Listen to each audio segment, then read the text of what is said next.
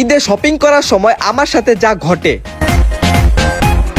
আরে বাবা, টি শার্টটা তো অস্থির, দেখা তো পুরাই ভাল লেগে গেছে গা, দিই তো যাইয়া।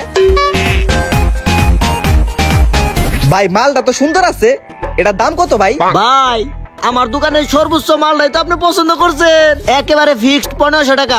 ওই মেয়ে, আমার পুরা ঈদের বাজেটই তো 1500 টাকা। এক কাজ করি, এই শার্টের লেগে আমি আপনারে 800 টাকা দিমু।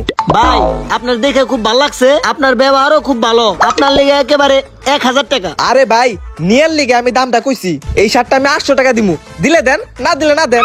সরি ভাই, সম্ভব না, 1000 টাকা ফিক্সড। তাইলে আর কি করার, লন গেলাম গা আমি। ভাই হাসাই কিন্তু যাইতাছি গে।